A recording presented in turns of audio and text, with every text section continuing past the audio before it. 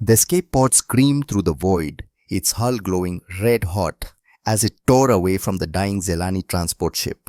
Inside, Cassandra Brennan pressed herself against the bulkhead at one arm locked around the trembling body of an 8-year-old girl whose blue skin had turned pale with shock. Behind them, the transport exploded in silence. No sound crossed the vacuum of space, but Cass felt it in her bones. The pressure wave, the heat, the finality. 317 Zelani civilians had been on that ship. Now there were 2 survivors. The girl, Lyria, didn't scream. She just stared through the viewport at the expanding cloud of debris that had been her home, her family, her entire world. Cass had seen that look before, in mirrors, in the eyes of other mothers who had lost everything. "Look at me," Cass said, her voice steady despite the pod's violent shaking. "Lyria, look at me, not out there." The child's enormous eyes, dark as deep water, slowly focused on Cass's face. Cass forced herself to smile, though her marine training screamed at her to check the pod's trajectory, the fuel reserves, the proximity of Korak patrol ships. "I've got you," Cass said. "You hear me? I've got you." The lie tasted like ash, but it was the lie the girl needed. The lie Cass's own daughter had needed 8 years ago, when Cass had been on the other side of the galaxy serving with the Marines, unable to protect Emma from the bomb that had torn through a crowded street in Boston. The pod's navigation system beeped a warning. 47 hours of life support remaining. No nearby friendly vessels. The nearest Galactic Council station was 6 days away, at maximum burn. They were going to die out here. Cass pulled Lyria closer and felt the small weight of Emma's bracelet. Against her wrist, the silver chain she hadn't taken off in 8 years. Engraved on the inside words she could recite in her sleep, "Guardian Angel." Emma had given it to her 3 weeks before she died. A Mother's Day present from a 10-year-old who'd saved her allowance for 6 months. "Mom, you're always protecting people," Emma had said, fastening it around Cass's wrist. "But who protects you? This will. It's magic." There was no magic strong enough to stop a terrorist's bomb. No guardian angel watching over a little girl walking home from school on an ordinary Tuesday afternoon in April. But maybe there was still time to save this one. Cass activated the emergency beacon and prayed to a god she'd stop believing in the day they'd lowered Emma's casket into the ground. The rescue came 38 hours later, a Chitik medical frigate that had been passing through the sector. By the time they docked, the pod's life support was down to its final 6 hours. Lyria was unconscious from oxygen deprivation. Cass had given the child her own respirator mask for the last 12 hours, breathing the thinning air in shallow gasps, staying conscious, through sheer stubborn refusal to let another child die on her watch. The Chitik medics said later that she'd been minutes from brain death. Cass didn't remember the rescue, didn't remember the emergency medical treatment, didn't remember the 2-day journey to the council station while she recovered in the frigate's medical bay. She only remembered waking up to find Lyria sitting beside her bed, holding her hand very much alive. 40 hours after that, 3.5 days total since the transport explosion, Cassandra Brennan stood in the Great Hall of the Galactic Council in Washington, D.C. and understood exactly what desperation looked like. It looked like the Voran ambassador, his reptilian features twisted with poorly concealed fear, refusing to meet her eyes as she presented the evidence. It looked like the Chitik representative, her insect-like antennae drooping with resignation, already knowing how this would end. It looked like Council Leader Zeth, all 4 of his grey arms folded across his chest in a posture that screamed, "Not my problem." The holographic display, floating above the council table, showed the last 48 hours of Korak aggression. Burning cities, mass graves, processing centers where Zelani civilians were sorted, the strong for slavery, the weak for extermination, children separated from parents, families executed for the crime of existing. 2.3 million, Cass said, her voice echoing in the cavernous chamber. That's how many Zelani are left. 3 months ago, there were 47 million. She let that number hang in the air.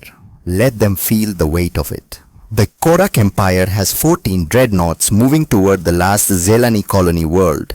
Our intelligence estimates they'll arrive in 72 hours. When they do, they will finish what they started.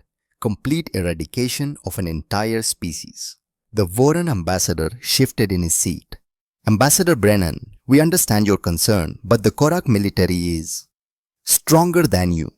Cass interrupted. She'd spent 20 years in the Marines. She knew when someone was about to hide behind military jargon and political cowardice. More advanced than you. More ruthless than you. Yes, Ambassador Well, I've heard this speech before. She stepped closer to the council table, and several representatives actually leaned back. Here's what you haven't heard. The Zelani are artists, teachers, healers. They have never raised a weapon against anyone. Their greatest military achievement is writing poetry so beautiful it made Korak soldiers cry before they pulled the trigger. Cass pulled up another image, a Zelani library, its crystal spires reaching toward the sky like frozen music. Then she showed them the same library 48 hours later, a crater filled with ash and melted glass. The Korak aren't just conquering, she said quietly. They're erasing. They are making sure that in 100 years, no one will remember the Zelani ever existed. The Altaran representative, an elderly being whose species prided themselves on wisdom, spoke in a voice like wind through autumn leaves. What would you have us do? Ambassador, the council cannot match Korak military strength.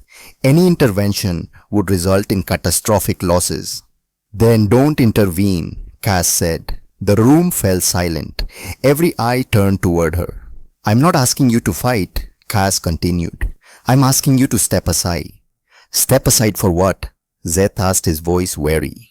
Before Cass could answer, the Chitik ambassador raised one delicate arm. Her voice, usually soft as silk, cut through the chamber like a knife. She's going to ask Earth. With the temperature in the room seemed to drop 10 degrees. Several representatives actually pushed back from the table. The word Earth hung in the air like the name of a disease. Cass watched their reactions with grim satisfaction. Good, let them be afraid. Fear was the only language the galaxy seemed to understand anymore. No, the Voran ambassador said, his voice sharp with panic. Absolutely not. We all know what humans are, what they're capable of. Death Worlders, someone muttered. Apex predators, another voice added. Monsters, the Altaran representative said, and this time there was no wisdom in her voice, only ancient fear. Cass had heard it all before. Every species in the galaxy had the same stories about Earth, about the world where gravity was so strong it crushed most aliens, where the weather could kill you, where the very air burned with oxygen levels that would poison half the council, and about the species that had clawed its way to the top of that hellish planet's food chain through sheer stubborn, violent refusal to die. Yes, Cass said simply, monsters. But here's the thing about monsters, sometimes you need them. She pulled up a new file on the holographic display. Military records, intercepted Korak communications, strategic analyses from a dozen different council intelligence agencies, all of it pointing to the same conclusion. The Korak Empire has conquered 12 star systems in the last 2 years. They've enslaved 17 billion sentient beings. Their military grows stronger with every world they take. And all of you are hoping that if you stay quiet, stay neutral, maybe they'll pass you by. Cass let her gaze sweep across the assembly. How's that working out? No one answered. Earth has 40 warships, she continued. The Korak have 300. By every strategic analysis, Earth shouldn't stand a chance. But here's what your analysts don't understand about humans. We don't fight fair. We don't believe in honor. We believe in winning. This is exactly why we fear them, Zeth said. Humans have no regard for the rules of civilized warfare. Cass felt something cold settle in her chest. Something that had been there since the day she'd identified Emma's body in a hospital morgue. Since the day she'd realized that all her military training, all her strength, all her guardian angel bracelets meant nothing when a monster decided to hurt the innocent.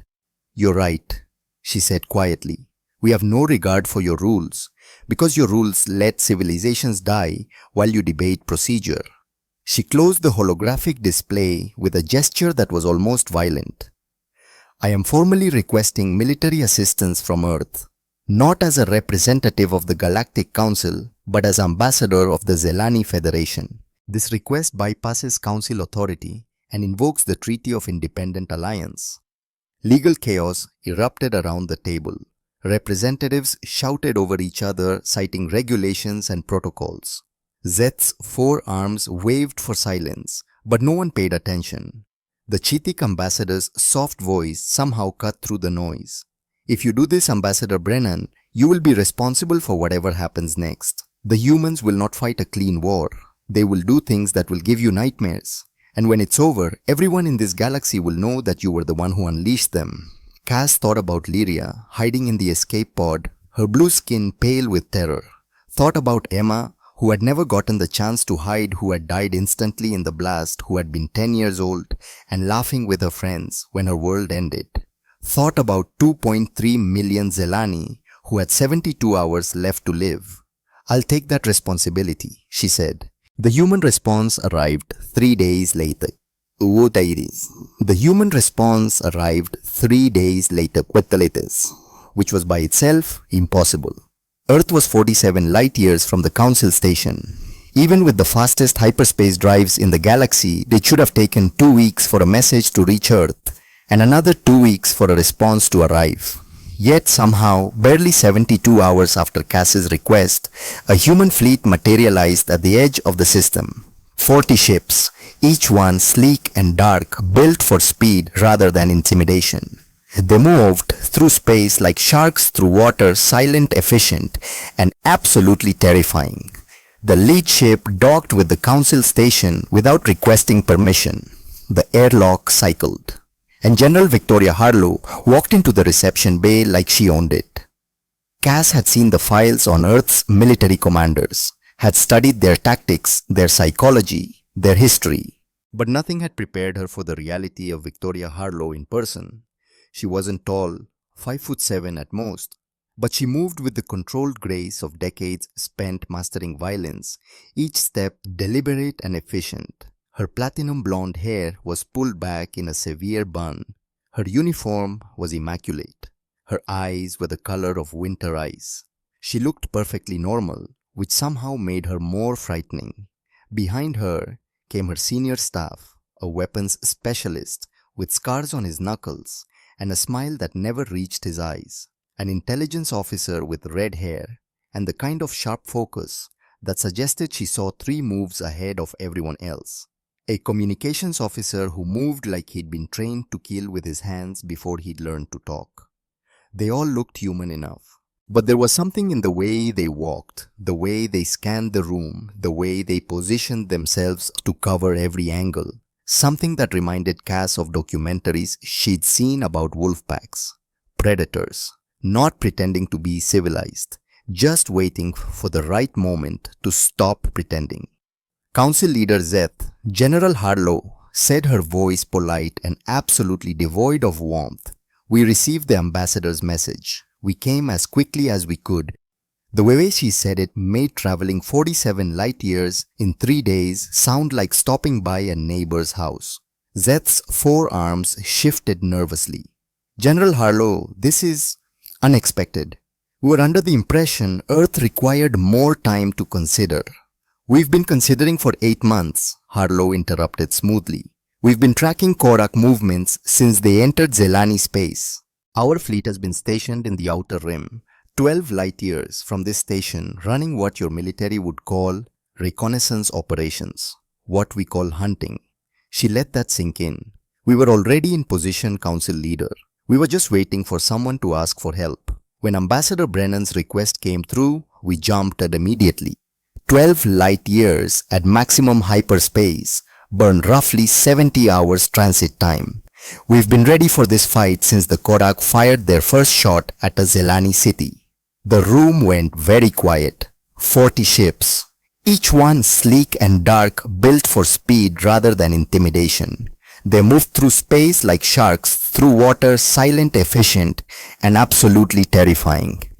The lead ship docked with the council station without requesting permission. The airlock cycled, and General Victoria Harlow walked into the reception bay like she owned it. Cass had seen the files on Earth's military commanders, had studied their tactics, their psychology, their history, but nothing had prepared her for the reality of Victoria Harlow in person. She wasn't tall, maybe 5'7", but she moved with the controlled grace of someone who'd spent decades learning exactly how dangerous the human body could be. Her platinum blonde hair was pulled back in a severe bun. Her uniform was immaculate. Her eyes were the color of winter ice. She looked perfectly normal, which somehow made her more frightening. Behind her came her senior staff, a weapons specialist with scars on his knuckles and a smile that never reached his eyes. An intelligence officer with red hair and the kind of sharp focus that suggested she saw 3 moves ahead of everyone else. A communications officer who moved like he'd been trained to kill with his hands before he'd learned to talk. They all looked human enough, but there was something in the way they walked, the way they scanned the room, the way they positioned themselves to cover every angle. Something that reminded Cass of documentaries she'd seen about wolf packs. Predators, not pretending to be civilized, just waiting for the right moment to stop pretending. Council leader Zeth, General Harlow, said, her voice polite and absolutely devoid of warmth. "We received the ambassador's message. We came as quickly as we could."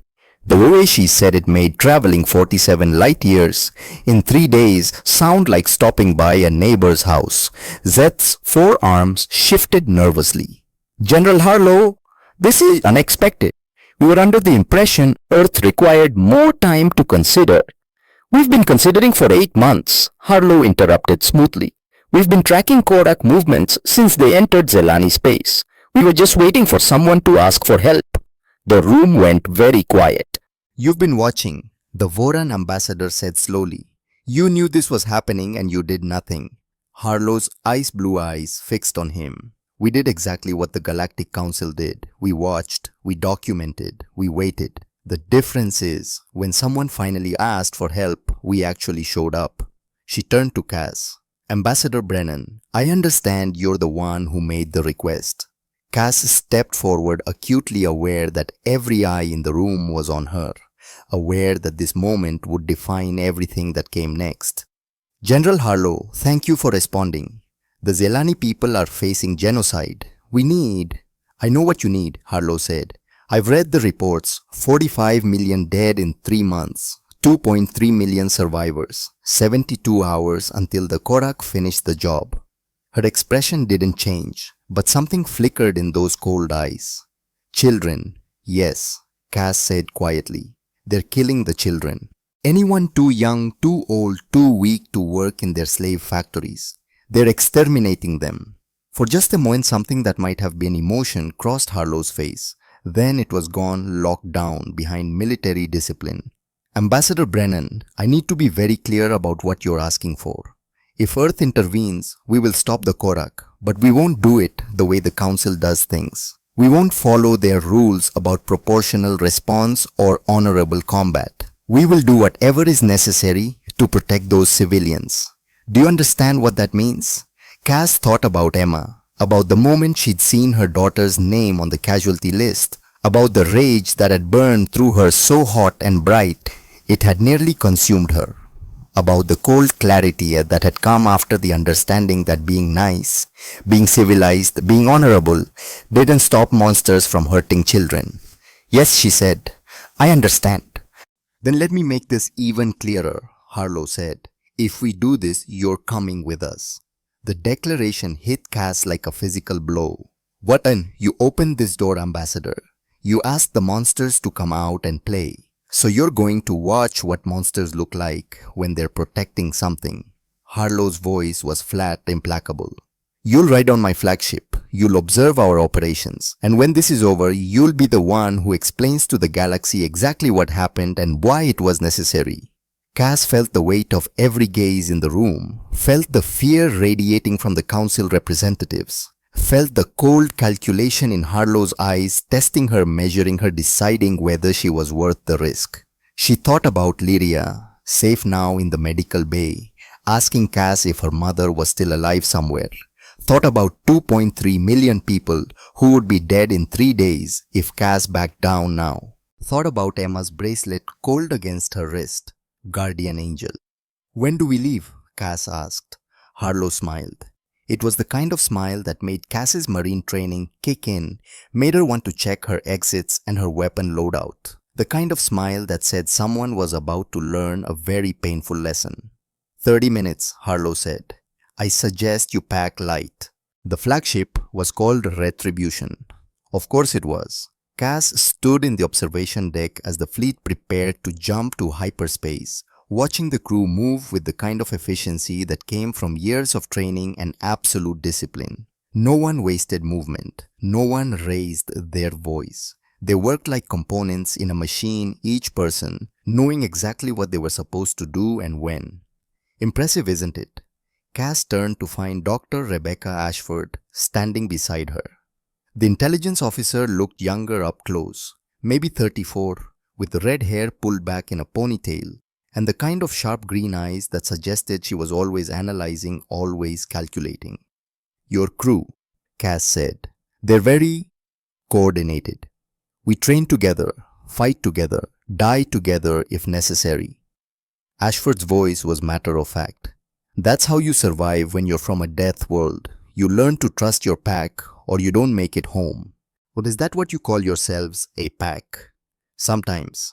Other times, we're a fleet, a unit, a family. Ashford pulled up a tactical display on the nearest console. Depends on the situation. Right now, we're hunters. The display showed the Zelani colony world, a blue-green sphere surrounded by the ominous red markers of Korak warships. 14 dreadnoughts, each one 3 times the size of Earth's largest vessel. Supporting cruisers, fighter wings, enough firepower to sterilize a planet. You're outnumbered 7-1, Cass said. 8-1 actually, if you count their support vessels. Ashford zoomed in on one of the dreadnoughts, and the display filled with technical specifications that meant nothing to Cass, but apparently meant everything to the intelligence officer. But they're fighting the war they know. Big ships, direct confrontation, honor and glory. And you're not. Ashford's smile was sharp enough to cut. We're fighting the war that works. Before Cass could ask what that meant, the ship's intercom crackled. All personnel prepare for hyperspace jump. T-2 minutes. Ashford headed for the door, then paused. Ambassador Brennan, a word of advice. Whatever you think you know about how humans fight wars, forget it. We're not like the other species. We don't fight to prove we're strong. We fight to win. And we will do absolutely anything to protect innocence. She left before Cass could respond. Cass turned back to the viewport just as the countdown reached 0. Space twisted colors, bleeding into impossible spectrums, and the universe folded in on itself as the fleet jumped to hyperspace. Somewhere ahead, 2.3 million Zelani were waiting to see if help would arrive in time. And somewhere behind, Cassandra Brennan had just set in motion something she didn't fully understand. She'd asked for monsters. She'd gotten them. Now she could only hope she'd made the right choice. Her fingers found Emma's bracelet again, turning it slowly on her wrist. Guardian angel. Maybe her daughter was still watching over her somehow. Maybe this was what Emma would have wanted her mother, standing between the innocent and the predators, no matter the cost. Or maybe Cass had just unleashed something that would haunt her for the rest of her life. She'd know in 72 hours. The fleet emerged from hyperspace at the edge of the Zelani system, and immediately every alarm on the ship started screaming. 4 Korak dreadnoughts, closer than anticipated, moving to intercept. Battle stations. Harlow's voice came over the intercom, calm as if she were ordering coffee. All ships maintain formation. Activate stealth protocols. Cass grabbed a handhold as the ship banked hard. Stealth protocols. They've already detected us. Have they? Ashford appeared beside her again, fingers dancing across a tactical console. Watch. On the display, the human fleet simply vanished. 40 ships gone from Korak sensors like they'd never existed. Electromagnetic warfare, Ashford explained. We're not invisible, we're feeding their sensors exactly what we want them to see, which right now is nothing. The Korak dreadnoughts slowed confused. Cass could imagine the chaos on their bridges, commanders shouting for answers, sensor technicians frantically recalibrating their equipment. General Harlow, to all ships, the intercom crackled. Remember, we're not here to fight a war. We're here to make a statement, targeting solutions on all 4 dreadnoughts. Fire on my mark. Wait, Cass said. You're going to attack. I thought you said you weren't fighting. I said we're not fighting a war. Harlow's voice burned from directly behind her. Cass hadn't heard the general approach. We're solving a problem. There's a difference. The tactical display lit up with targeting data. 4 dreadnoughts, each one marked with precision strike coordinates. Not on their weapons, not on their engines, on their communication arrays. Fire, Harlow said. The Retribution shuddered slightly as it launched missiles, small, fast, nearly impossible to track. The Korak dreadnoughts, still searching blindly for the human fleet, never saw them coming. 4 perfect strikes, 4 communication arrays, destroyed in spectacular explosions. Communications officer, Harlow said calmly, send a message to those ships, text only, make sure they can't trace the source. What message, ma'am? Harlow's smile was colder than the void outside. Tell them, stop killing innocents. This is your only warning. Then, the human fleet jumped to hyperspace again, leaving 4 Korak dreadnoughts, floating in space, unable to communicate with their fleet, unable to explain what had just happened, unable to warn anyone that something was hunting them. Cass stared at the empty space where the dreadnoughts had been, her mind racing. The entire engagement had lasted less than 90 seconds. The humans had appeared, struck with surgical precision, delivered their message, and vanished like ghosts. Welcome to asymmetric warfare, Ambassador, Harlow said. We don't fight fair, we fight smart, and we never ever give the enemy what they expect. She walked away, leaving Cass alone on the observation deck, watching the stars streak past as they jumped deeper into Zelani space. Somewhere behind them, 4 Korak commanders were trying to explain to their superiors what had just happened, trying to explain how 40 small ships had appeared out of nowhere, struck with perfect accuracy, and disappeared without taking a single casualty, trying to explain how for the first time in 200 years of conquest, the Korak Empire had encountered an enemy they couldn't understand. Cass touched Emma's bracelet one more time and whispered to the ghost of her daughter, I hope I'm doing the right thing, baby. I hope you'd be proud of me. The bracelet caught the light from a distant star, and for just a moment, Cass could almost believe in guardian angels again. Almost. Cassandra Brennan woke to silence. Not the comfortable silence of a ship at rest, but the predatory silence of something waiting. She'd spent enough years in the Marines to recognize the difference. This was the silence before an ambush, the held breath before violence. She sat up in the small quarters Harlow had assigned her, checking the time. 0347 hours. She'd been asleep for maybe 3 hours, her body still adjusting to the ship's cycle after the hyperspace jump. The door chimed. Before Cass could respond, it slid open. Get dressed, Ambassador, Harlow said from the corridor. You're going to want to see this. 5 minutes later, Cass stood on the bridge of the Retribution, watching something impossible. The Korak dreadnought that had been pursuing them, the flagship of General Vrask himself, a massive warship that could carry 3,000 warriors, was gone. Not destroyed, just gone. Where is it? Cass asked. Excellent question, Harlow said, her voice carrying just a hint of satisfaction. She pulled up a wider tactical display. Here's what Korak sensors are seeing right now.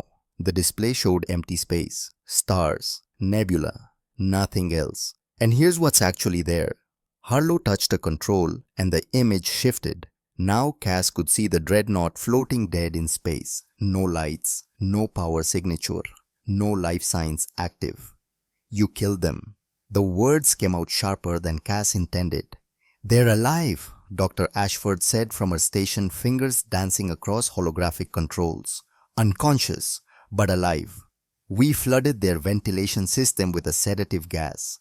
Took about 40 minutes for it to spread through the entire ship. They'll wake up in 6 hours with headaches and a lot of questions. Cass stared at the dark ship.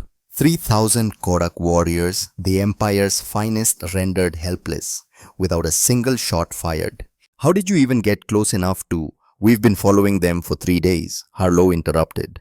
Since before we picked you up at the council station, close enough to touch. They never knew we were there. The implications settled over Cass like cold water. The human fleet hadn't just responded to her request. They'd already been hunting the Korak, studying them, learning their patterns, their weaknesses, their blind spots, waiting for the right moment. General Vrask is going to wake up to a very specific message, Ashford said, pulling up a text file on the main display. Written in perfect Korak script. We've been studying their language for 8 months. We know it better than most of their own soldiers. And the message was short, brutal in its simplicity. We know where all of you are. We know what you're planning. We know your weaknesses. Stop the genocide or we will stop you. The choice is yours. You're not just fighting them, Cass said slowly. You're terrorizing them. We're speaking their language, Harlow corrected. The Korak have built their entire empire on fear. They rule through terror, through overwhelming force, through making their enemies believe resistance is futile. So we're teaching them what real terror feels like. She nodded to her communications officer and a new display appeared, intercept Korak transmissions from across the sector. Cass didn't understand the alien language, but she didn't need to. The panic in the voices was universal. 17 outposts have gone dark. Harlow said, her voice clinical. 4 supply convoys have vanished. We've disabled 3 patrol fleets without destroying a single ship. And General Vrask's flagship, the most powerful warship in the Korak military, just became a floating coffin for 6 hours. She turned to face Cass directly. Their scared ambassador. For the first time in 200 years, the apex predators of the galaxy are learning what it feels like to be prey. Cass thought about the Zelani cities she'd seen burning, the mass graves, the children sorted like livestock. She thought about Lyria's hollow eyes, about Emma's empty casket. Good, she said. Harlow's expression didn't change, but something shifted in her ice blue eyes. Respect maybe, or recognition. Commander Sullivan, Harlow said. Status on the liberation operations. A broad-shouldered man with graying temples looked up from his station. David Sullivan, the fleet's chief medical officer and combat engineer. His hands were scarred from years of field work. His voice rough from too many years shouting orders in combat zones. First wave hit Zelani Prime 3 hours ago, ma'am. Korak garrison is contained. No casualties on our side. Minimal civilian casualties. We got there before they could execute the processing center prisoners. Minimal. Cass's voice came out sharper than she intended. How minimal? Sullivan met her gaze without flinching. 47 dead, Ambassador. We were 30 minutes too late to save them. The Korak commander ordered them executed when our ships were detected. He paused. We made sure he was the 48th. The bridge fell silent. Cass waited for someone to condemn Sullivan's admission of summary execution. No one did, because this was war. Not the clean, sanitized version the Galactic Council preferred to imagine, but the real thing. The kind where good people died and hard choices had to be made in seconds, not committee meetings. The survivors, Cass asked quietly. 32,000 Zelani freed from processing centers. Another 112,000 civilians extracted from combat zones. Medical teams are treating them now. Some of them, Sullivan's jaw tightened. Some of them are in bad shape, Ambassador. The Korak weren't gentle. I want to see them, Cass said. Harlow studied her for a long moment. That's not necessary. You can observe from. I want to see them, Cass repeated, and this time it wasn't a request. The medical bay of the Retribution had been converted into a field hospital. Human medics moved between rows of beds where Zelani civilians lay recovering from starvation beatings, and worse, the air smelled of antiseptic and fear. Cass walked slowly between the beds, forcing herself to look at every face. These were the lucky ones. The ones who'd survived long enough for rescue to arrive. A young Zelani male, maybe 20, with burn scars covering half his body. A female elder whose eyes were empty shock having taken her somewhere far away. A child who couldn't have been more than 6, clutching a human medic's hand like a lifeline. And then Cass saw her. A Zelani female, late 30s, her blue skin mottled with bruises. She was conscious sitting up in bed and her face Lyria. The woman's cry cut through the medical bay like a knife. Commander Sullivan appeared at Cass's elbow. "That's Serana. We found her in the processing center 3 hours ago. She's been asking about her daughter since she woke up." Cass didn't remember making the decision to move. One moment, she was standing frozen, the next, she was at Serana's bedside. "Your daughter is alive." Cass said the words, tumbling out in a rush. "Lyria, she's safe. She's on the council station. She's healthy. Serana grabbed Cass's hand with surprising strength, her dark eyes filling with tears. She said something in Zelani words. Cass didn't understand but didn't need to. The gratitude, the relief, the desperate hope, it translated perfectly. "We'll get you to her," Cass promised. "As soon as you're strong enough to travel, I swear it." Sullivan moved to the woman's other side, checking her vitals with practiced efficiency. "She's stable enough for transport in 24 hours. We can have her at the council station in 3 days. Serana looked between them, and despite everything she'd been through, despite the scars and the trauma, she smiled. It was a broken, thinning thing, that smile, but it was real. Cass stayed with her for another 10 minutes, holding her hand until the sedatives Sullivan administered pulled her back into healing sleep. When Cass finally stood, she found half the medical bay watching her. Human medics and Zelani patients, all with the same expression. Hope. "Ambassador Brennan," a voice called from the entrance. "Lieutenant Morgan Hayes, the young blonde interrogator from Harlow's staff. The general sent me to find you. We've brought in a prisoner for questioning. She thought you might want to observe." Cass took one last look at Serana's sleeping form, then followed Hayes into the corridor. "What kind of prisoner?" she asked. Hayes's expression went cold. "The kind who gives orders to kill children." The interrogation room was nothing like Cass expected. No torture devices, no harsh lights. Just a simple table with 2 chairs, one wall made of transparent aluminum, so observers could watch from outside. Captain Korvath sat in one chair, his Korak armor removed, wearing only a simple grey jumpsuit. He was younger than Cass expected, maybe 33, with the kind of muscle mass that came from a lifetime of warrior training. His red eyes tracked Morgan Hayes as she entered the room carrying nothing but a data pad. Cass stood outside with Harlow and Ashford, watching through the transparent wall. "Lieutenant Hayes specializes in something we call empathetic interrogation," Ashford explained quietly. "She doesn't torture. She doesn't threaten. She just shows them the truth." Hayes sat down across from Korvath and placed the data pad on the table between them. "Captain Korvath," she said in perfect Korak, "I'm Lieutenant Morgan Hayes. I'd like to ask you some questions about your unit's activities on Zelani Prime."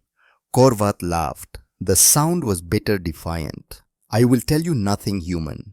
I'm a warrior of the Empire. Your tricks will not work on me." "No tricks," Hayes said calmly. "I just want you to watch something." She activated the data pad and a holographic image appeared above the table. Cass recognized it immediately, the residential sector of Zelani Prime's capital city. The crystal spires, the gardens, the schools, before the bombing. "This was taken 6 weeks ago," Hayes said. "Do you recognize it?" Korvath said nothing. Hayes touched the pad again. The image changed. The same view, but now the spires were rubble, the gardens were craters, the schools were mass graves. "This was taken 6 weeks ago," Hayes said quietly. "The day you ordered the bombardment of residential sector 7. Standard military targets your report classified them as." She zoomed in on specific areas. A school, its colorful walls now blackened and collapsed. A medical center reduced to twisted metal. A nursery where young Zelani had learned their first songs, now nothing but ash. And then the bodies. Hayes didn't look away. Neither did Korvath, though something flickered in his eyes. Zelani civilians, hundreds of them, their blue skin pale in death. Children who'd been running when the bombs fell. Elderly beings who tried to shield the young with their own bodies. Families huddled together in their final moments. 17,463 dead. Hayes said, her voice never rising above conversational level. In one afternoon, we recovered this footage from your own military archive, Captain. Your soldiers documented everything. Helmet cameras, drone surveillance, tactical recordings. They were very thorough. She pulled up a document, military orders, written in Korak script, signed by Korvath himself. Orders specifying civilian population centers as priority targets. Orders to eliminate cultural resistance. Orders to make sure nothing remained of who the Zelani had been. These are your orders, aren't they? Korvath said nothing.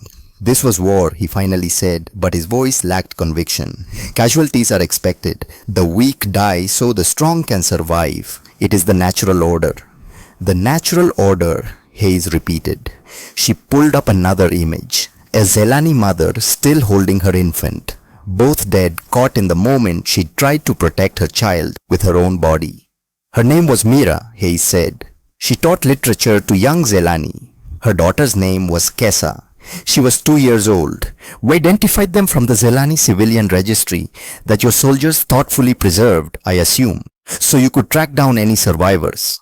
Another image, a male Zelani, his body covering 3 small children. His name was Thane. He ran a garden where Zelani children learned to grow food. Those are his students he died trying to save. The oldest was 7.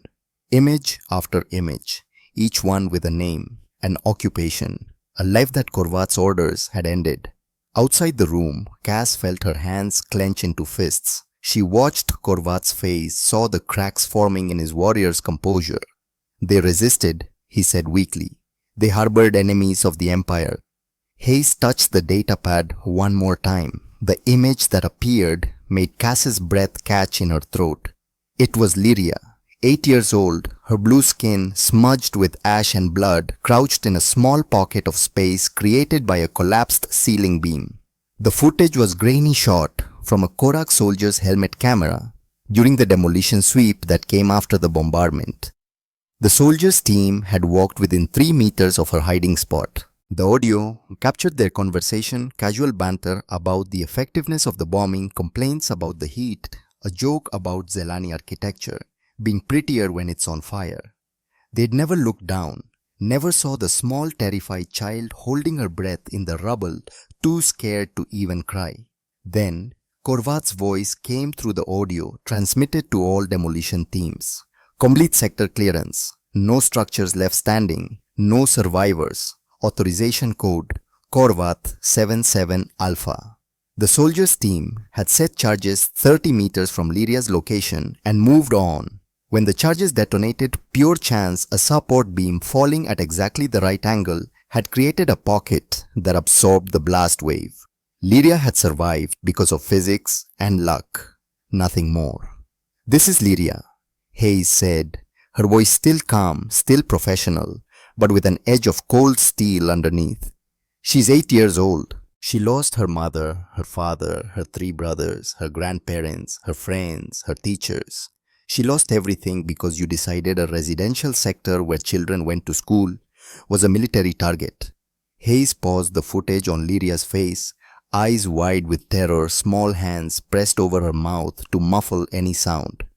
We pulled this from your own tactical archive, Captain. Your soldiers recorded everything. They walked past the terrified child and never even looked. And her voice finally hardened. You gave the order to make absolutely certain no one in that sector survived.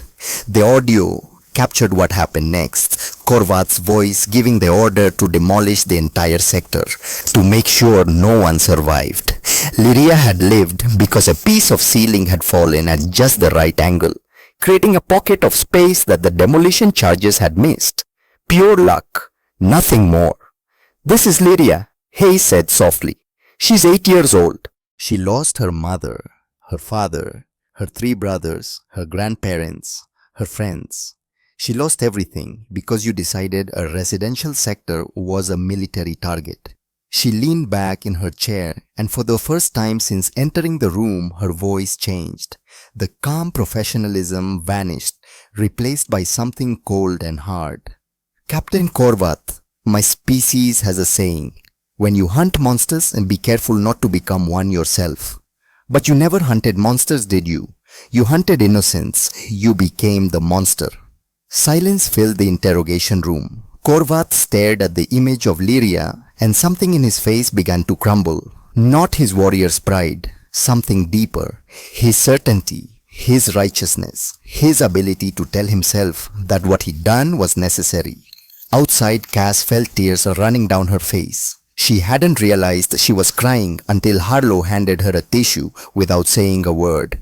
"Why are you showing me this?" Korvath asked, and his voice cracked. "Why make me see their faces?" Hayes stood up, gathering her data pad. "Because I want you to understand why we're going to destroy your empire," she said simply. "Not for territory, not for resources, not for glory. Because you're a cancer and we're the cure."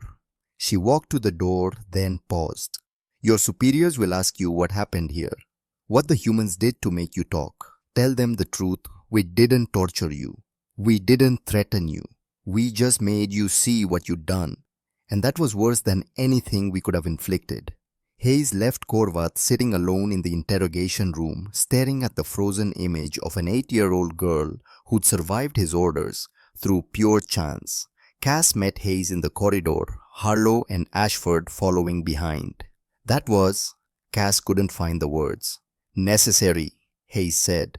"Korvath is going to provide intelligence on every Korak military operation in this sector. Not because we threatened him, but because he can't live with what he's done. He needs to believe he can make it right somehow." "Can he?"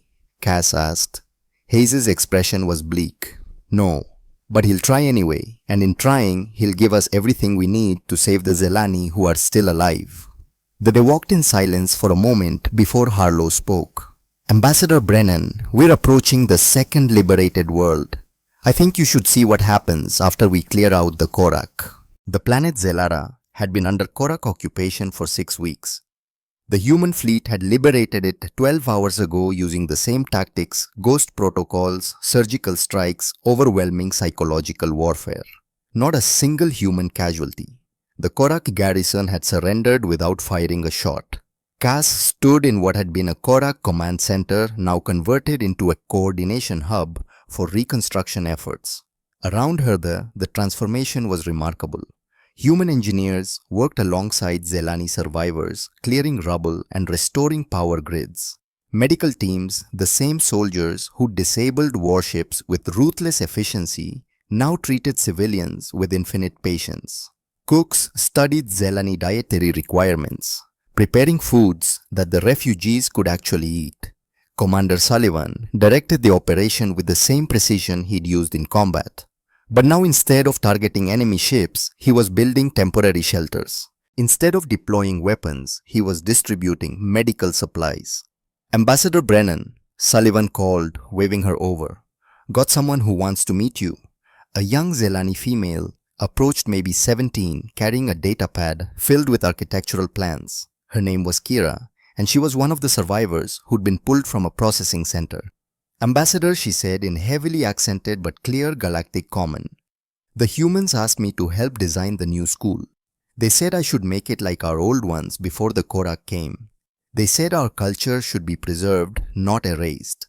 She showed Cass the plans, a building with the flowing organic lines characteristic of Zelani architecture. Beautiful and functional, designed to help children learn and grow. "The humans brought materials," Kira continued, her voice filled with wonder. "Real materials, not emergency supplies. They're building it to last. They said the Zelani children deserve beauty, not just survival." Cass looked at Sullivan, who shrugged. "They're kids. They've been through hell. The least we can do is give them a decent school." Across the reconstruction site, Cass saw a group of human soldiers helping Zelani children plant a garden. Saw medics teaching basic first aid to Zelani adults. Saw engineers training locals to maintain the new power systems. This was the other side of Earth's military. The part the galaxy didn't talk about.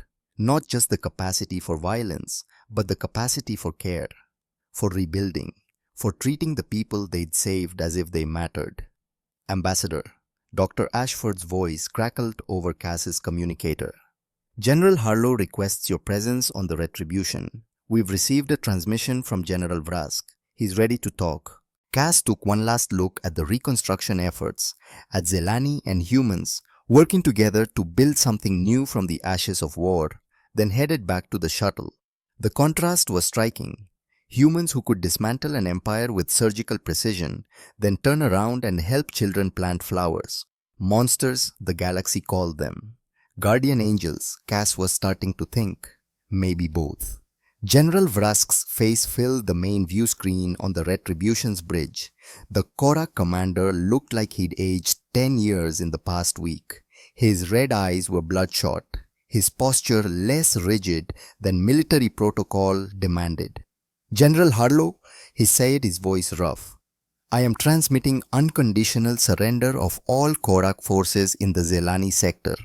The bridge fell silent. Harlow's expression didn't change, but Cass saw her exchange a quick glance with Ashford. That's a significant decision, General Vrask, Harlow said. Your empire has fought for 200 years. Why stop now? Vrask's jaw tightened.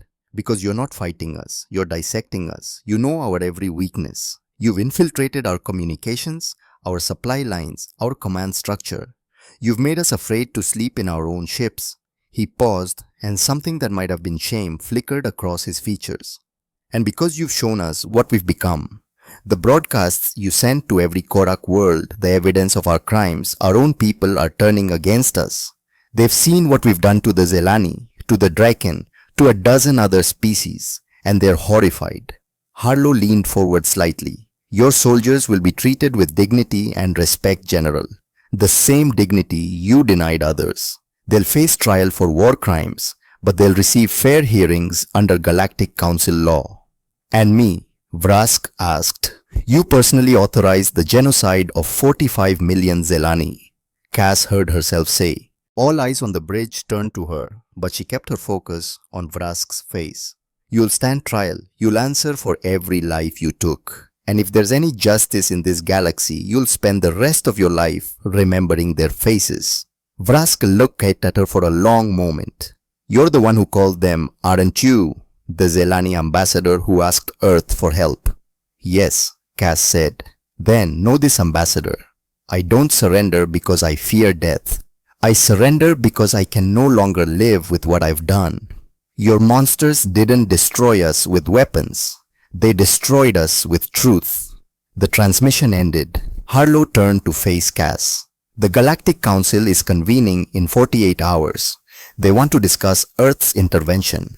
They want answers about our methods, our capabilities, our intentions. And what are your intentions? Cass asked. Harlow was quiet for a moment, her ice-blue eyes assessing. Walk with me, ambassador. They left the bridge, moving through the ship's corridors until they reached Harlow's private office. The room was spartan: a desk, a few chairs, and one wall covered with photographs. Cass moved closer, studying the images. They showed Harlow at different ages, different places. In marine dress uniform, in combat fatigues, standing over flag-draped coffins, holding the hand of a young boy in a hospital bed. My brother, Harlow said quietly. Timothy. He was 6 years old when the Oklahoma City bombing happened in 1995. Our father worked in that building. Tim was visiting for Take Your Child to Work Day. Cass's breath caught. They both died, Harlow continued. I was 17. I'd stayed home sick that day. If I'd been healthy, I would have been there too. She touched one photograph gently. I joined the Marines 2 weeks after I turned 18. Spent the next 30 years learning how to stop monsters before they could hurt more families like mine. She turned to face Cass directly. You asked about our intentions. Here's the truth. Earth has been where you are. We have suffered genocides. We've committed them. We've been the victims and the monsters. We know both sides of that equation better than any species in this galaxy. Harlow pulled up a holographic display historical footage from Earth. Images that made Cass's stomach turn. Concentration camps, mushroom clouds, mass graves. We almost destroyed ourselves, Harlow said, multiple times. But we learned, we chose to become better. And now when we see another species trying to exterminate innocents, we recognize it immediately because we've been there. She closed the display. Our intention is simple, Ambassador Brennan. We're going to make sure what happened to humanity, what happened to my brother, what happened to your daughter doesn't happen to anyone else. Not if we can stop it. Cass thought about Emma, about Lyria, about Serana lying in the medical bay alive because humans had decided her life mattered. The council is going to be afraid of you, Cass said.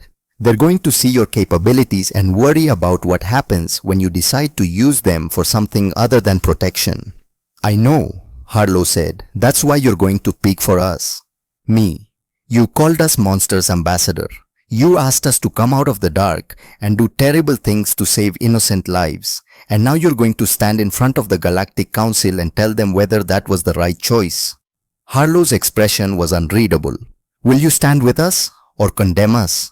Cass looked at the photographs on the wall, at the young Victoria Harlow standing beside her brother, both of them smiling, neither knowing what was coming. She thought about her own photographs, Emma laughing, Emma sleeping, Emma alive. She thought about Lyria, who would see her mother again because monsters had decided to care. I'll stand with you, Cass said. Not because you're perfect, but because you're necessary. Something shifted in Harlow's expression, not quite a smile but close. Then, let's go face the council, Ambassador. Let's show them what guardians look like. The Lincoln Memorial had stood for over 200 years, a monument to a man who'd held a fractured nation together through its bloodiest war. Now it served as the backdrop for something equally historic, the moment humanity would be judged by the galaxy it had just saved. Cassandra Brennan stood at the base of the steps looking up at the marble statue of Abraham Lincoln. She'd visited this place once before, years ago, holding Emma's hand as they read the Gettysburg Address carved into the stone walls. That government of the people, by the people for the people, shall not perish from the earth. Emma had asked what it meant. Cass had tried to explain that some things were worth fighting for, that protecting the innocent was the highest calling, that freedom came with a price. She hadn't known then how personal that price would become. Ambassador Brennan, Council Leader Zeth's voice pulled her from the memory. The four-armed alien descended the steps flanked by representatives from a dozen worlds. Behind them, news drones from every major galactic network hovered like mechanical vultures, recording everything. This wasn't just a ceremony, it was a trial. Council Leader, Cass said, straightening her shoulders. She wore her old marine dress uniform the first time she'd put it on since Emma's funeral. It felt heavy-weighted with memory and responsibility. The Council has convened to address Earth's military intervention in the Zelani crisis, Zeth said formally. While we acknowledge the outcome was favorable, there are significant concerns about the methods employed. The translation: you scared the hell out of us and we need to know if we should be afraid. I understand, Cass said. Shall we begin? The delegation moved to the prepared area at the memorial's base. Holocameras activated. The galaxy was watching. Cass took her position at the podium, acutely aware of the weight of every eye on her. To her left, General Harlow stood at attention, her platinum blonde hair gleaming in the afternoon sun. To her right, the entire senior staff of the Retribution, Sullivan, Ashford Hayes, and a dozen others who'd spent the last 3 weeks systematically dismantling a 200-year-old empire. Behind them, barely visible but present nonetheless, was Lyria. The little Zelani girl clutched the hand of Commander Sullivan, who'd become something like a guardian to her over the past week. Her mother Serana stood beside them, still recovering, but strong enough to attend. Members of the Galactic Council. Zeth began, his voice carrying across the memorial grounds. We gather today to acknowledge the resolution of the Korak-Zelani conflict. The Korak Empire has surrendered unconditionally. 2.3 million Zelani civilians have been saved from genocide. By all objective measures, this intervention was a success. He paused, and Cass could hear the unspoken but hanging in the air. However, the methods employed by Earth's military have raised serious questions about the nature of human warfare and the implications for galactic security. Zeth turned to face Harlow directly. General Harlow, your forces disabled multiple Korak installations without engaging in direct combat. You infiltrated their communications networks, their command systems, their most secure facilities. You demonstrated capabilities that exceed anything in the Council's strategic assessments. That's correct, Harlow said, her voice level. The Council must know, can these capabilities be trusted? What prevents Earth from using these same methods against Council member worlds? Before Harlow could answer, the Voran ambassador stepped forward, his reptilian features twisted with poorly concealed fear. General Harlow, your forces took no casualties during this entire campaign. 0.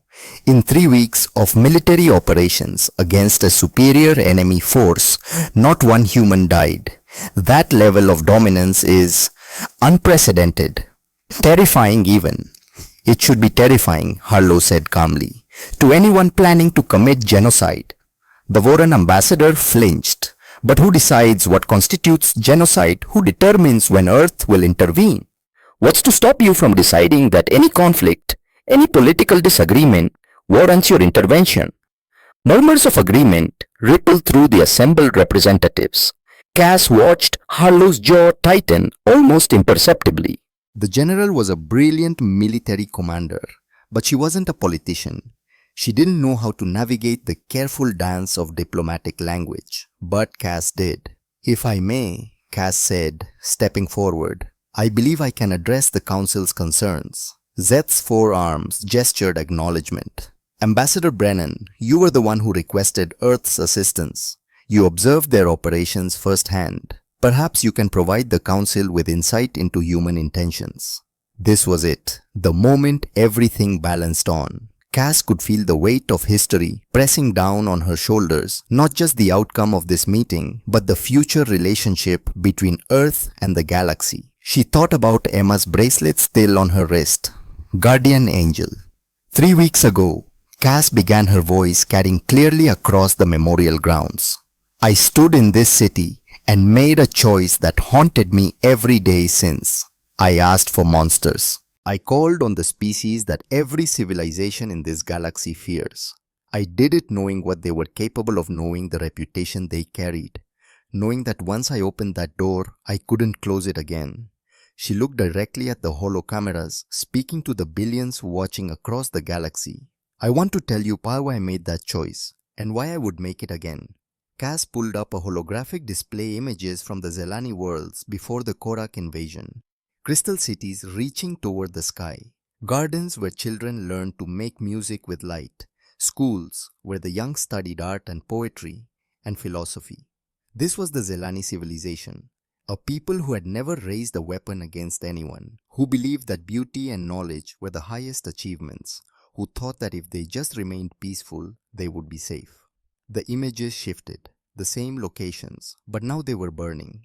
The Korak Empire destroyed 45 million Zelani in 3 months, not in combat, not in war, in systematic extermination. They targeted children because children represent the future.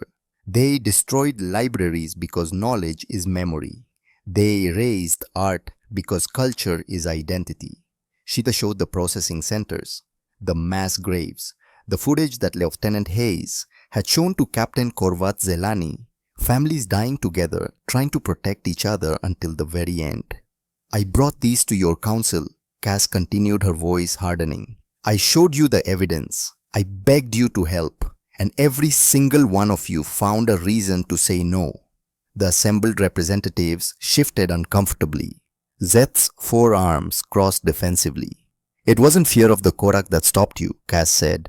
It was fear of responsibility, fear of risk, fear of doing something that might cost you politically or economically, strategically. You made calculations. You ran analyses. You determined that the Zelani weren't worth the price of intervention. She let that hang in the air for a moment. And then I went to Earth, to the species you all call monsters, the Death Worlders, the apex predators. The ones who fight dirty and never give up and scare the hell out of everyone. Cass turned to look at Harlow, at Sullivan, at the human officers standing at attention. You want to know what I found? I found people who heard that children were dying and said, how fast can we get there? I found soldiers who dismantled an empire in 3 weeks because every day they waited more innocents died. I found monsters who rebuilt schools and planted gardens and sat with traumatized children until they felt safe enough to sleep. The holographic display changed again. Now it showed the reconstruction efforts. Human engineers working alongside Zelani survivors. Medical teams treating the wounded with infinite patience. The new school on Zellara designed to preserve Zelani culture. General Harlow asked me a question when this started, Cass said. She asked if I was willing to ride with monsters, to watch what they looked like when they were protecting something, to stand beside them when the galaxy demanded answers. She stepped away from the podium, moving to stand directly in front of the council delegation. I've seen what Earth's military is capable of. I've watched them hack into the most secure systems in the galaxy. I've seen them disable warships without firing a shot. I've witnessed psychological warfare that reduced a 200-year-old empire to surrender in 3 weeks. Cass pulled up one more image, the interrogation room where Hayes had shown Korvath the faces of his victims. But I've also seen them make a genocidal commander weep by showing him the truth of what he'd done. I've watched them treat enemy prisoners with more dignity than those prisoners showed their victims. I've seen them spend their own resources to rebuild worlds they'd never seen before for people who aren't even their own species. She looked each council representative in the eye one by one. You ask what prevents Earth from using these capabilities against council worlds, I'll tell you. The same thing that made them respond to my call for help. The same thing that drove them to protect children they'd never met. The same thing that makes them different from every other military power in this galaxy. Cass's voice dropped, but somehow it carried even more weight. They remember what it's like to be the victims. She pulled up new images, historical footage from Earth, images she'd seen in Harlow's office, but now displayed for the entire galaxy to witness. Concentration camps with piles of skeletal bodies, cities reduced to atomic shadows, mass graves across continents, the genocides of Rwanda, Armenia, Cambodia, the slave ships of the Atlantic Passage, the indigenous peoples wiped from their lands. The gallery gasped. Several representatives looked away. This is Earth's history, Cass said. This is what they did to themselves. Humans have committed every atrocity the Korak perpetrated against the Zelani. They've been the monsters. They've been the victims. They've stood on both sides of genocide. She later looked at Harlow, and the general's ice blue eyes were suspiciously bright. But they learned. They chose to become better. And now when they see innocents being slaughtered, they recognize it immediately. Because they've been there. Because they carry the scars of their own history. Cass turned back to the council. General Harlow lost her 6-year-old brother to a terrorist bomb. Lieutenant Hayes lost family to violence. Commander Sullivan has scars from wars fought on Earth before they ever reached the stars. Every human standing here today carries the weight of their species' bloody history. They know the cost of looking away. They know what happens when good people do nothing. The memorial grounds were silent, except for the wind moving through the trees. So you ask what prevents them from becoming conquerors? Cass continued. The answer is simple. They already conquered the only enemy that mattered, themselves. They looked into the darkness of what they were capable of and chose to be something different, something better. She walked back to the podium and her hand found Emma's bracelet. 8 years ago, I lost my daughter to a terrorist attack. Emma was 10 years old. She died on an ordinary Tuesday because a monster decided that his ideology mattered more than her life. And I wasn't there to protect her. Cass's voice cracked, but she pushed through. I became a diplomat because I thought I could prevent violence through negotiation, through reason, through appealing to people's better nature. And for years, I watched civilizations debate while innocents died. I watched committees form while children were slaughtered. I watched good people do nothing because doing something was too hard, Too risky, too expensive. She looked at Lyria standing with Serana, both alive because humans had decided they mattered. 3 weeks ago, I stopped being a diplomat and started being a mother again. Because when you're a parent, you don't calculate the cost of protecting your child. You don't run analyses on whether they are worth saving. You just act. You do whatever is necessary to keep them safe. Cass turned to the council and her voice became steel. Earth did what every species in this chamber should have done. They ran toward the screams instead of away from them. They paid the price of intervention without asking for payment. They became the monsters so the Zelani could remain innocents. She pulled up one final image, the data chips that Zeth had tried to offer as payment. 17 star systems, trillions in credits, territory, and resources and political power. Council leader Zeth attempted to compensate Earth for their assistance. He offered them wealth and territory. General Harlow refused. The assembled representatives murmured in confusion. The Voran ambassador looked genuinely baffled. Why? Zeth asked, and for the first time there was no political calculation in his voice, just honest incomprehension. Why would they refuse payment for services rendered? Harlow stepped forward, and when she spoke, her voice carried the weight of 30 years in military service. Because we didn't come for payment. We came because it was right. She gestured to her officers. Every person standing here today has lost someone to violence. We have all buried friends, family, loved ones. We know what it costs to do nothing. We know what it feels like to wish someone had intervened and stopped the monster had cared enough to act. Harlow's voice hardened. So when Ambassador Brennan showed us children being murdered, when she showed us an entire civilization being erased, we didn't calculate the strategic value. We didn't run cost-benefit analyses. We saw victims who needed protection and we moved to protect them. That's what we do. That's what we are. The Chitik ambassador spoke, her whisper-soft voice somehow carrying across the grounds. But what happens when you decide that we are the monsters? When you look at our governments, our policies, our internal conflicts and decide that we need to be corrected? It was Cass who answered. Then you should be afraid, she said bluntly.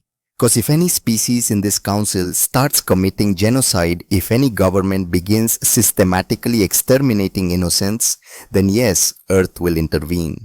And they'll do it with the same ruthless efficiency they showed the Korak. She let that sink in. But here's the difference. Earth doesn't care about your politics. They don't care about your internal power structure, or your economic systems, or your cultural practices. They care about one thing: are you hurting innocents? That's it. That's the line. Cass walked to where Lyria stood and gently took the child's hand. This is Lyria. She's 8 years old. 3 weeks ago, she watched her entire family die. She hid in rubble for 2 days, terrified that if she made a sound, the Korak would find her and kill her too. She led Lyria forward, and the little Zelani looked up at the massive gathering with wide, dark eyes.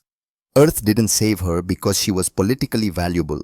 They didn't save her because the Zelani had resources to trade. They saved her because she's a child and children deserve to live long enough to grow up.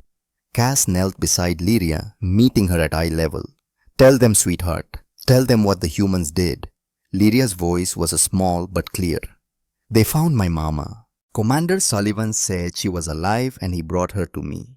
And Lieutenant Hayes said it's okay to be scared, but I don't have to be scared anymore because the monsters are gone. She looked up at Sullivan, who stood at attention with suspiciously bright eyes.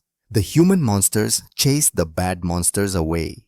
The simple truth of it, spoken in a child's voice, hit harder than any speech Cass could have made. Zeth was quiet for a long moment. Then, his forearms unfolded and he descended the steps to stand before Harlow. General Harlow, the Galactic Council has a decision to make. We can classify Earth as a potential threat and attempt to contain your military capabilities. Or we can acknowledge that perhaps the galaxy needs guardians who are willing to do what we are not. He paused, and something shifted in his expression. I vote for the latter. Earth is hereby recognized as an official guardian protectorate of the Galactic Council.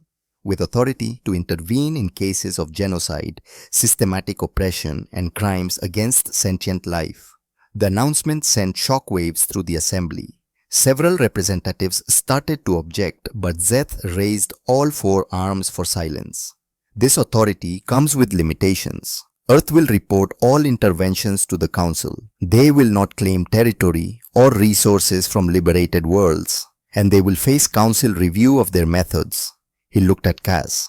And I propose that Ambassador Cassandra Brennan be appointed as the first human ambassador to the Galactic Council, serving as the liaison between Earth and the Council, ensuring that this new relationship serves justice rather than power.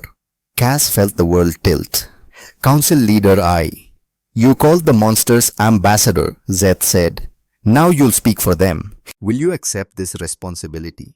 Cass looked at Harlow, who gave the slightest nod, looked at Lyria, who squeezed her hand, looked at the bracelet on her wrist, guardian angel. Maybe Emma had known all along what Cass was meant to do. I accept, Cass said. The council voted. It wasn't unanimous. The Voran ambassador abstained and several others voted against, but the majority carried. Earth was officially recognized as a guardian protectorate. The ceremony continued for another hour, formal proclamations, legal documentation, the kind of bureaucratic process that the galaxy seemed to require for everything. But Cass barely paid attention. She was too busy watching Lyria reunite with her mother, seeing Serana hold her daughter for the first time in 3 weeks. Watching them cry together, laugh together, plan for a future they thought was lost. That was what this was about. Not politics, not power. Just parents and children who deserved the chance to be together. 6 months later, Cassandra Brennan stood on the bridge of the Retribution watching the tactical display with the practiced eye of someone who'd spent the last half year learning how human military operations actually worked. Distress call from the Riel sector, Lieutenant Hayes reported from her station. Slavers attacking a refugee convoy, 78 light years out. Harlow looked at Cass. It had become their routine. The general deferred to Cass for authorization on all Guardian Protectorate operations. How many refugees? Cass asked. Approximately 4,000, ma'am, mostly Draken. The slavers hit them 2 hours ago. 2 hours. Cass did the math in her head. The Retribution could make the jump in 40 minutes. Another 20 to assess the situation. If they were lucky, the slavers would still be there, still confident that no one would respond in time. They were about to learn otherwise. General Harlow, Cass said formally. Earth Guardian Protectorate authorizes intervention. How fast can we get there? Harlow's smile was sharp. 35 minutes if we push the engines. Commander Sullivan, prep the medical bay for refugees. Dr. Ashford, I want full tactical analysis before we drop out of hyperspace. Hayes, get me everything we know about these slavers. The crew moved with the practiced efficiency Cass had come to expect. No wasted motion, no hesitation. Just professionals doing what they did best, protecting people who couldn't protect themselves. Ambassador Brennan, Harlow said quietly, moving to stand beside Cass at the tactical display. You're getting good at this. At what? Authorizing you to go a bit terrifying. At understanding when violence is necessary to protect innocence. Harlow's expression softened slightly. That's not an easy thing to accept. Cass thought about Emma, about Lyria, about the 4,000 Draken refugees who were about to learn that help was coming. My daughter used to say I was her guardian angel, Cass said. I wasn't there when she needed me, but maybe I can be there for other people's children. She touched the bracelet on her wrist, Emma's last gift, now worn by Ambassador Cassandra Brennan, as a reminder of why she did this work. That's all any of us can do, Harlow said. Show up when we're needed. The ship shuddered as it prepared to jump to hyperspace. Cass grabbed a handhold, watching the crew work, thinking about how much had changed in 6 months.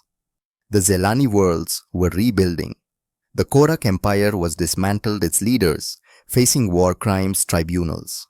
General Vrask had been sentenced to life imprisonment but had asked to spend it working in reconstruction efforts, atonement through service. And across the galaxy, 3 words had become the ultimate deterrent to those who preyed on the weak.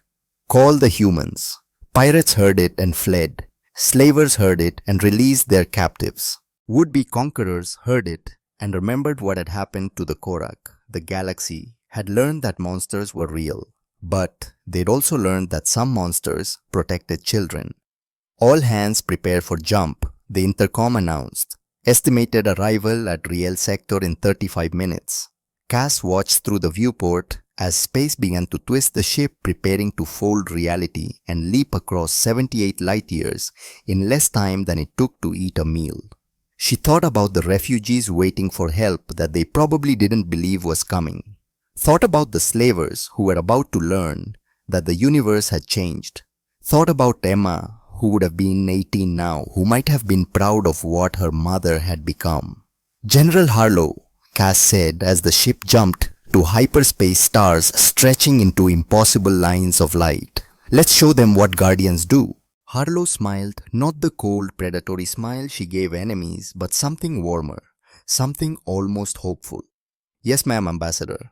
Let's go save some lives. The Retribution emerged from hyperspace. 34 minutes later, its weapons hot, and its crew ready. The slaver ships were still there, still confident in their superiority, still believing that violence paid.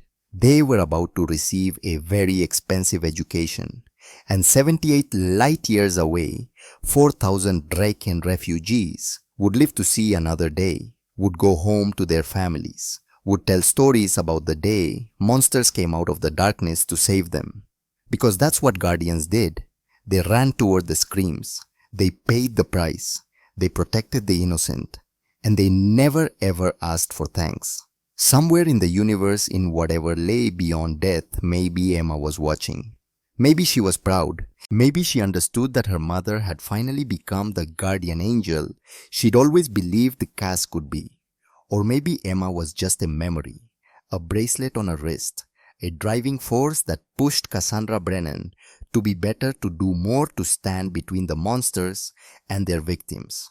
Either way, Cass would keep going, would keep authorizing interventions, would keep standing beside the human military and saying yes when someone needed help. Because 8 years ago, no one had answered Emma's silent call for help. But Cass would make damn sure no other child had to die that way. Not while monsters were listening, not while guardians were watching, not while Ambassador Cassandra Brennan had breath in her body and Emma's bracelet on her wrist. The slavers' ships began to go dark one by one, their systems failing their crews. Suddenly were very afraid. And in the refugee convoy, a Draken mother held her child close and whispered the words that had become universal. It's okay, baby. The humans are here. The humans are here. The monsters had answered, and the galaxy would never be the same.